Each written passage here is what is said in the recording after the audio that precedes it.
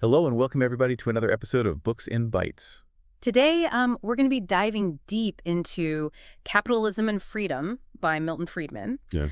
Have you ever thought about how closely tied economics and personal liberty really are? Mm-hmm. That's exactly what this book unpacks, and it's full of those aha moments that make you see the world a bit differently. Yeah, it's a classic for a reason.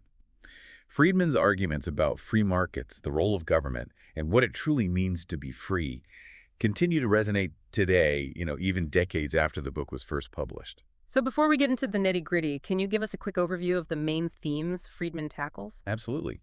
At its core, Capitalism and Freedom argues that economic freedom isn't just about being prosperous. It's the very foundation of political freedom. Right. Friedman passionately argues that free markets, while not perfect, are the best defense against tyranny. Mm-hmm. He illustrates how even well-meaning government interventions can backfire, often hurting the very people they're meant to help.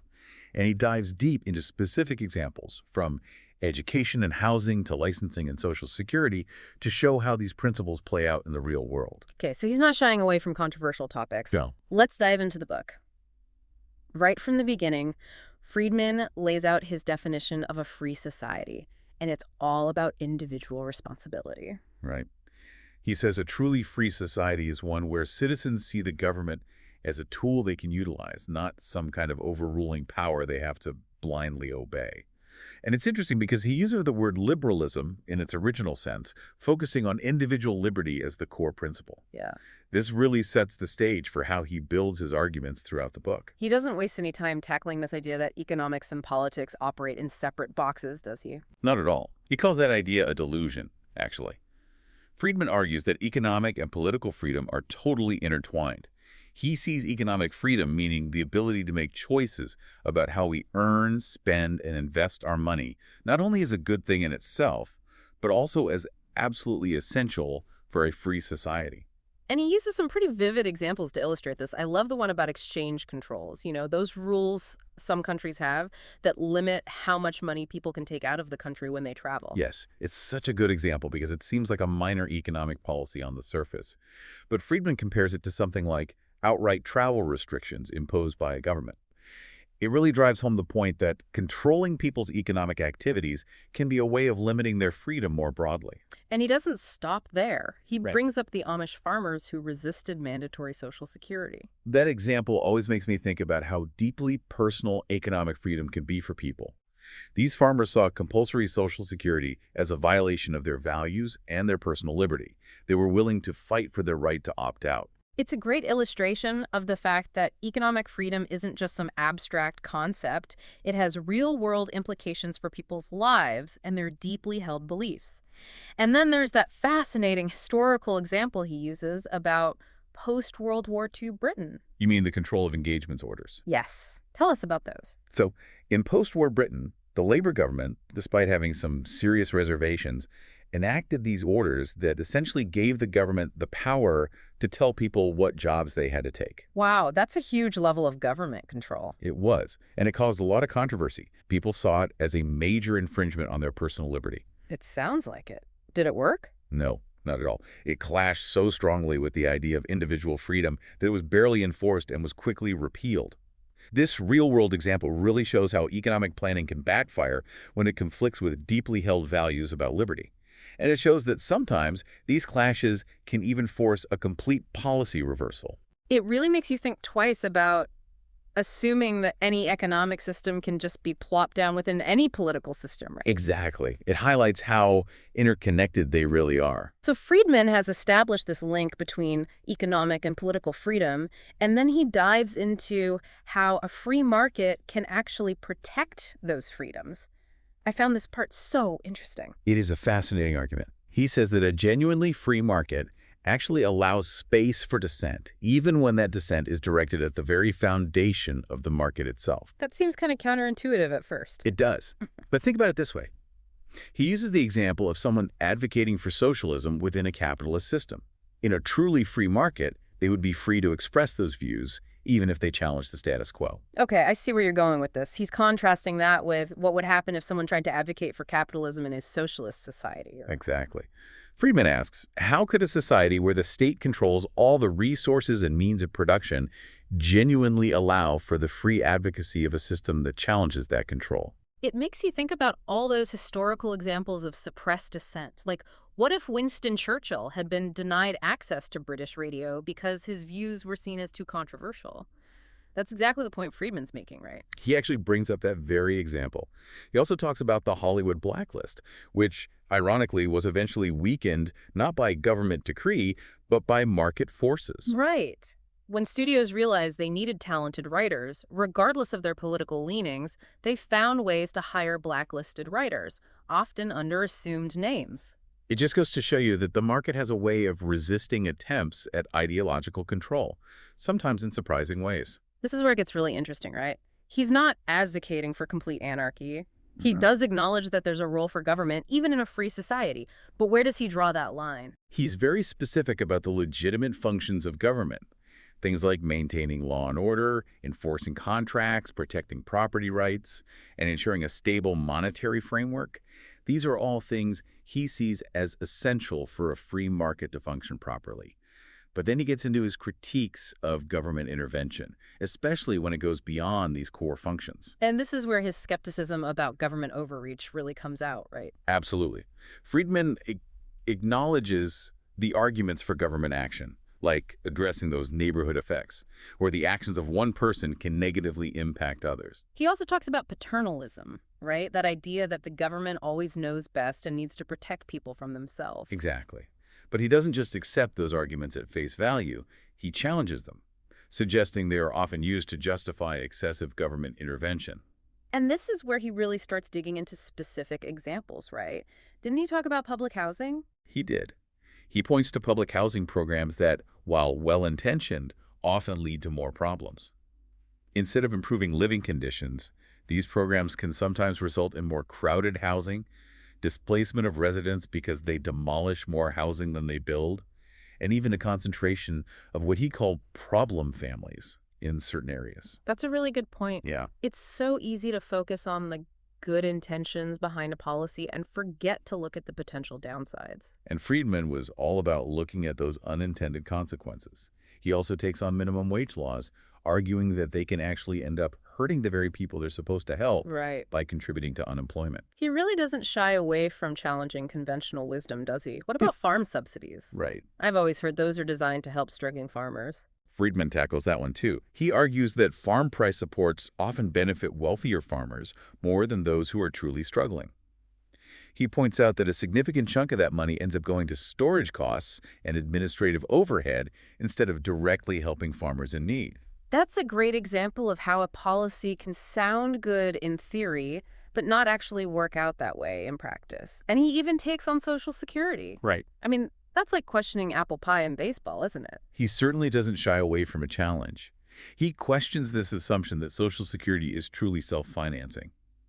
Friedman points to potential hidden costs and argues that basing wealth redistribution solely on age is kind of arbitrary. He even questions why participation should be mandatory, suggesting alternatives like private annuities that give people more control over their own retirement savings. You know, I'm starting to see a pattern here. He seems to have this underlying belief in the power of individual choice and letting people make their own decisions about their lives and their money. That's a great observation. That's really at the heart of Friedman's philosophy. And this idea of individual choice really comes out in his views on education, too. Okay, so tell me more about that. How does he apply these principles to education? Well, he acknowledges that education has those neighborhood effects we talked about earlier, where one person's education can have a ripple effect on others. But while he sees a role for government in ensuring everyone has access to education, he's not a fan of the traditional public school system. Why not? He argues that it stifles competition and limits parental choice. Instead, he advocates for systems like school vouchers that would allow parents to choose where their children go to school, whether it's a public school, a private school, or even a religious school. He believes that this competition would lead to better outcomes for everyone. It's like applying free market principles to the education system. I like it. He seems to be a big believer in the power of competition. He is. And he applies this same thinking to other areas like occupational licensing. He draws some really interesting parallels between modern licensing boards and those old-fashioned guild systems. That's fascinating. I never thought about it that way. What's the connection? Well, both systems essentially control entry into a profession. Friedman argues that occupational licensing, in many cases, is more about protecting existing practitioners from competition than it is about ensuring quality or protecting the public. So it creates a kind of artificial barrier to entry. Exactly. And he uses some pretty hilarious examples to illustrate how absurd some of these licensing requirements can be. Like, did you know that in some places there are incredibly detailed regulations for how to be a barber, right down to the specific number of hours of training required? It sounds a bit excessive. It can be. And he argues that this kind of overregulation ultimately hurts consumers by driving up prices and limiting choices. He points out that often the people who sit on these licensing boards are the very people who benefit from these restrictions. So you've got this built-in conflict of interest. Exactly. He calls this regulatory capture, where the regulators become beholden to the very industries they're supposed to be regulating. It's amazing how these themes of individual liberty, limited government, and free markets keep popping up in all sorts of unexpected places. It's true. And speaking of unexpected places, Friedman also tackles the issue of income inequality and corporate social responsibility. And his views on these topics are some of his most famous and controversial. This is where he really ruffles some feathers, right? Mm-hmm. So what does he have to say about these hot-button issues? He certainly doesn't shy away from a debate. He challenges this common assumption that capitalism is the main driver of income inequality. He even points out that in many capitalist societies, a smaller portion of the total income actually goes towards what we traditionally think of as capital, and a larger portion goes towards things like human services. So he's suggesting it's more nuanced than simply saying capitalism equals inequality. Exactly. And when it comes to addressing inequality, he's very critical of the graduated income tax as a tool for redistribution. He argues that it's arbitrary in nature, not very effective at actually reducing inequality, and that the complexities of the tax code waste a ton of resources that could be used more efficiently elsewhere. That makes sense, given his general skepticism of government intervention. But what about corporate social responsibility? Now, this is where things get really interesting. Friedman's view on corporate social responsibility is probably his most famous and most debated argument. I'm on the edge of my seat here. Tell me everything. He argues that the only social responsibility a corporation has is to maximize profits for its shareholders, as long as it's playing by the rules of the game, meaning through open and fair competition, of course. Wait, so no charitable donations, no environmental initiatives, nothing that doesn't directly contribute to that bottom line? That's exactly what he's saying. He believes these activities are the responsibility of individuals, not corporations. It's a very provocative stance that often gets misinterpreted as heartless or greedy. I can see how some people might see it that way. But Friedman argues that it's actually about freedom and individual choice.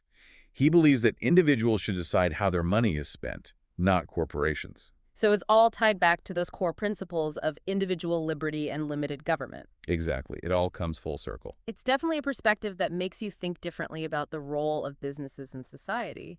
I'm starting to see how all of these arguments, from education to social responsibility, all stem from this core belief in individual freedom and limited government. Exactly. And it's this consistent application of his principles that makes Friedman's work so compelling, even if you don't agree with everything he says. He forces you to confront your own assumptions and grapple with these big questions about how we organize society. He doesn't make it easy to be intellectually lazy, that's for sure. Yeah. But you know, one thing that struck me throughout this book is how clear his writing is.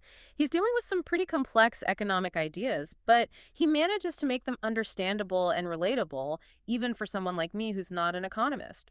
Absolutely. He was a brilliant communicator. And he wasn't afraid to use real-world examples, even a bit of humor, to get his points across. Like when he compares the intricate system of fixed exchange rates to trying to control the price of butter. It's a simple analogy, but it really sticks with you. It does. Speaking of exchange rates, he has a whole section in the book on international monetary arrangements, which I have to admit, I was a bit intimidated by at first. It can seem like a daunting topic, but Friedman breaks it down in a way that makes it surprisingly accessible. He really does. And he ties it back so beautifully to his overall argument about freedom. Yes. He shows how things like fixed exchange rates and government restrictions on foreign exchange transactions can limit individual freedom and distort free markets. It's a great example of how seemingly technical economic policies can have real-world implications for people's lives. And he doesn't shy away from controversy there either. Mm. He takes on some of the most common arguments against free trade, like the idea that countries with lower wages need tariffs to protect their workers from foreign competition. And he dismantles that argument so elegantly with his example of the Japanese yen and the US dollar. He shows how exchange rates adjust based on market forces, like supply and demand, and how attempts to manipulate those rates can have unintended consequences. It's such a clear illustration of how seemingly disparate policies, from trade to monetary policy, all connect back to these fundamental principles of free markets and individual liberty. It's like he's woven together this intricate tapestry of ideas. That's a great way to put it. And even though he's a staunch defender of free markets, he does acknowledge that there are certain situations where government action might be necessary. Like dealing with monopolies, right? Right. He seems to have a real distaste for those. He does. He sees monopolies, whether they're created by government intervention or by businesses colluding with each other, as a serious threat to a free market.